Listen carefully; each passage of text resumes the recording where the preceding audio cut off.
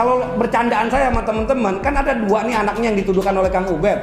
Yang satu bilang, ya kan yang satu sudah jadi wali kota, Anda sudah jadi wali kota, wes sampean menengahe mas. Biar kalau mau berbisnis tinggal saya, karena saya kan bukan pejabat negara. Kan jadi nggak salah kan? Tapi yang jadi pertanyaan bukan soal boleh atau tidak bolehnya seorang anak presiden, tapi proses dia membangun usahanya itu. Jualan pisang untung 71 miliar. Ini kan orang bodoh pun bertanya, gimana caranya saya ini sejak mahasiswa, walaupun tidak kaya-kaya banget, saya pengusaha gitu loh. Tapi mencari untung 71 miliar sampai sekarang belum pernah dapet tuh. Kebiasaan di rejim Jokowi ini, saya terus terang aja ya, relawan Jokowi, saya ketua Badan Relawan Nusantara. Tapi saya tobat lah. Ya sampai sekarang saya masih ketua BRN. Dapat hidayah. Ya hidayah saya roh rakyat itu sama roh-roh para paning father mengingatkan. Nah, bahayanya dari rejim hari ini, setiap ada laporan warga negara dihadapkan dengan laporan yang baru, proses penegakan hukumnya tidak pernah jalan. Jadi kawan-kawan media sekalian, saya pertama mau bercerita dulu tentang 98 lah. Karena mungkin ada sedikit rekam jejak sejarah yang sering orang lupa. 98 tuh cuman seperti cerita yang akhirnya banyak orang menjadi seperti dalam tanda petik itu kendaraan dia mempercantik diri lah. Saya nggak mau bilang soal kaya atau dapat jabatan. Bahwa pada dasarnya esensi dari gerakan 98 itu buah proses yang panjang ketika Orde Baru berkuasa. Ya, semangat kita untuk melakukan perubahan, dan salah satu poin yang kita kritisi itu adalah terjadinya kolusi nepotisme yang sekarang juga ditambah dengan yang istilah kita kenal dengan korupsi di dalam keluarga istana, bahkan relasi cendana. Nah, nilai-nilai perjuangan inilah yang sebetulnya menjadi kegelisahan kita. Setelah lebih dari 20 tahun rejim Orde Baru jatuh dan tumbuhnya kekuasaan-kekuasaan baru, rupanya nilai ini mulai dilupakan. Bahwa esensi dari apa yang termaktub di dalam pembukaan Undang-Undang Dasar 45 yang disepakati oleh para paning pader kita menjadi landasan berpijak kita bernegara, berbangsa, mewujudkan satu pemerintahan ya dan negara Republik Indonesia yang melindungi segenap tumpah darah, itu hari ini mulai tersisihkan. Nyatanya tadi yang seperti dibilang oleh kawan-kawan ini, selain bukan hanya dia berternak ya kepada oligark ini, tetapi dia juga yang lebih parah hari ini adalah mengadu domba sesama anak bangsa. Kalau dulu di zaman kami mengkritisi kekuasaan Orde Baru, itu kita akan berhadapan dengan kekuasaan. Kalau hari ini enggak, kita dihadapkan dengan kawan kok. Dengan saudara kita sendiri, terlepas kenal atau tidak kenal, tapi itu saudara sebangsa yang notabene dia punya saudara juga yang mengalami seperti tadi kawan Indra sampaikan, bagaimana negara tidak mampu mengurus kebutuhan pokok rakyatnya. Dalam hal ini misalnya sembako, kesehatan, pendidikan dan lain-lain. Bohong kalau ada orang bilang bahwa negara ini baik-baik. Kalau kita tidak pernah, kecuali kita tidak pernah bergaul dengan tetangga, keluarga, sahabat kita. Pasti keluh kesah di WhatsApp itu pasti keluhannya nggak jauh beda tuh.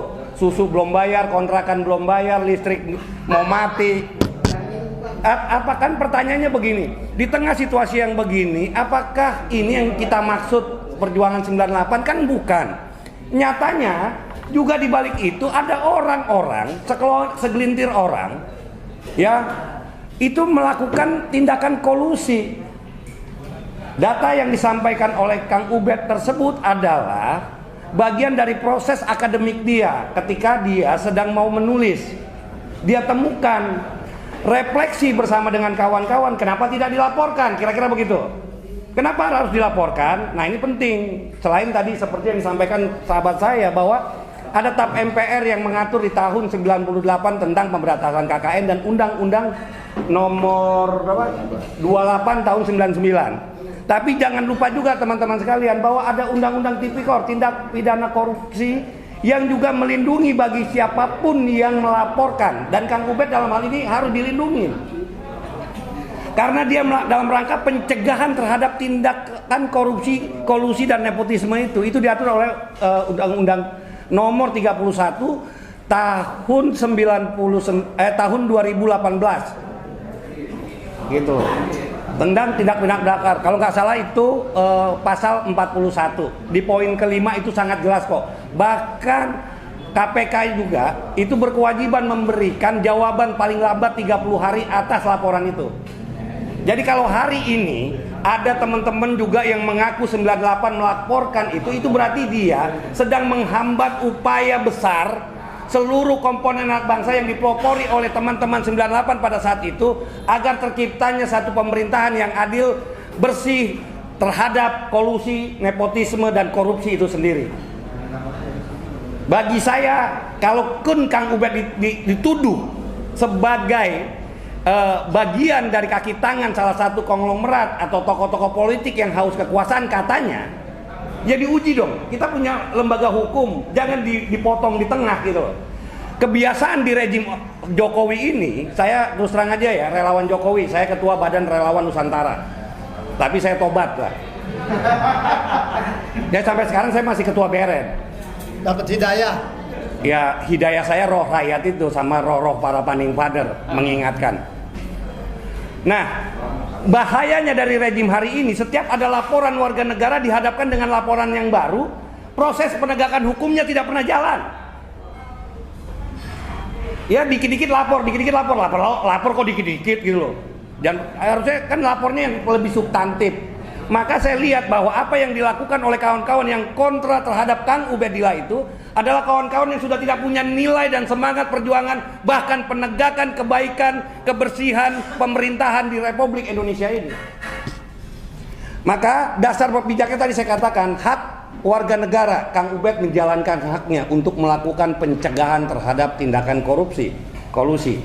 Dan KKN ini adalah spirit perjuangan yang dulu diamanatkan para generasi khususnya 98 itu yang kita tangkap ya, itu banyak sebetulnya, tapi poin yang paling penting itu adalah KKN. Maka pada saat itu kita juga membuat isu turunannya namanya turunkan harga, berkelanjutan dengan namanya apa, turunkan harta dan keluarga gitu loh, turunkan harga itu. Ini kan banyak proses peristiwa catatan sejarah yang orang lupakan. Nah, hari ini bukan tanpa satu kajian analisa Kang Ubed melaporkan itu. Bahkan di beberapa wawancara dia sudah jelaskan kan sangat aneh gitu ya. Dalam suatu proses hukum dikatakan dia melakukan pelanggaran dan harus didenda hampir 8 triliun, 7,8 triliun ya. Faktanya tuntutannya turun jadi 72 miliar. Jadi enggak 78 ya. 78 miliar atau 10%. Iya kan? Dan dalam kurun waktu yang panjang seperti yang disampaikan Kang Ubed juga, tiba-tiba dia melakukan penanaman modal lah. Kira-kira gitu. Itu yang tadi disampaikan oleh sahabat saya ya, Yusuf Blegur. Apakah salah proses ini yang kita lagi mau kejar. Kita berharap para penegak hukum, dalam hal ini KPK gitu ya, mau memproses ini sejujur-jujurnya, sebersih-bersihnya, walaupun kita ragu nih bahwa KPK akan berani. Tetapi sebagai anak bangsa, kita akan terus mengawal dan mengingatkan. Mungkin kita tidak akan berhenti di pertemuan atau jumpa pers kali ini ya. Nah, spirit yang disampaikan Kang Ubed itu mengingatkan. Saya berharap semua teman-teman, karena waktu itu juga bukan cuma saya dan berapa orang yang segelintir orang ada di sini, itu ada jutaan, bahkan puluhan juta seluruh Indonesia yang ingin terwujudnya satu pemerintahan yang clean, pemerintahan yang bersih, pemerintahan yang berkeadilan bagi rakyat dan bangsanya, bukan bagi kepentingan oligark atau pengusaha semata-mata atau kelompok politik atau anak cucunya saja. Karena kritik kita dulu kan begitu, dengan munculnya misalnya Humpus, apa tuh nama-nama perusahaan anak-anaknya Soeharto tuh. Itu kan kita kritik gitu loh.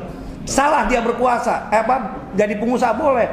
Kalau bercandaan saya sama teman-teman, kan ada dua nih anaknya yang dituduhkan oleh Kang Ubed. Yang satu bilang, ya kan yang satu sudah jadi wali kota, Anda sudah jadi wali kota, wes sampean menengahe mas. Biar kalau mau berbisnis tinggal saya, karena saya kan bukan pejabat negara. Kan jadi nggak salah kan? Tapi yang jadi pertanyaan bukan soal boleh atau tidak bolehnya seorang anak presiden, tapi proses dia membangun usahanya itu. Jualan pisang untung 71 miliar. Ini kan orang bodoh pun bertanya, gimana caranya? Saya ini sejak mahasiswa Walaupun tidak kaya-kaya banget, saya pengusaha gitu loh. Tapi mencari untung 71 miliar sampai sekarang belum pernah dapet tuh. Belum pernah dapat 7 miliarnya aja nggak dapat, apalagi 7,1-nya gitu kira-kira ya. Nah, wajar kalau hari ini publik rakyat bertanya, kok bisa? Ya bisa lah. Kalau saya jadi presiden apapun yang saya nggak bisa, persoalannya punya moral nggak saya memperkaya anak saya dengan cara-cara seperti itu. Nah, ini indikasi inilah yang sedang dipertanyakan oleh sahabat saya, kawan saya. Kalau ada orang yang bilang Ubed bukan 98, saya pertaruhkan badan saya di depan orang itu. Atau siapapun yang menegasikan Kang Ubed bukan 98. Karena saya kenal Kang Ubed jauh sebelum peristiwa 98. Tepatnya itu antara tahun 94-95. Ketika menghadiri pertemuan Senat Mahasiswa seluruh Indonesia di Makassar. Dan saya sudah bergaul dengan dia sebelum berangkat ke Makassar. Jadi saya kenal baik dengan Kang Ubed. Jadi kalau ada yang bilang Kang Ubed bukan aktivis 98, mungkin bahkan dulu tidak dikenal. Nah, ini kawan-kawan FKMJ kenal nggak sebelum Soeharto jatuh? Pasti kenal lah. Karena dia adalah delegasi dari IKIP yang sekarang namanya jadi Universitas Negeri Jakarta. Dan hari ini Kang Ubed menjadi dosen salah satu di universitas tersebut. Dan hari ini juga Kang Ubed masih ASN. Bukan tenaga pengajar honorer, jangan salah. Apa yang dia mau cari oleh seorang akademisi, maka silakan teman-teman pelajari betul bagaimana karakter seorang akademisi yang baik dalam terminologi ilmu pengetahuan, bukan dalam terminologi politik ya. Makanya saya sampaikan kepada kawan-kawan dalam rapat-rapat persiapan acara ini, apa yang dilakukan oleh Kang Ubed itu semata-mata adalah ranah penegakan hukum yang harus kita kawal. Kalau Kang Ubed dinyatakan memang bersalah, hukum harus berjalan dengan baik. Apakah dia hoak misalnya tuduhan? Jangan dibilang hoak sebelum proses hukum itu jalan. Ini yang saya sampaikan, orang yang menyampaikan hal-hal seperti itu adalah orang-orang yang ingin menghambat proses kemajuan bangsa Republik Indonesia. Demikian, silakan dilanjutkan kawan. Terima kasih Bang Eki.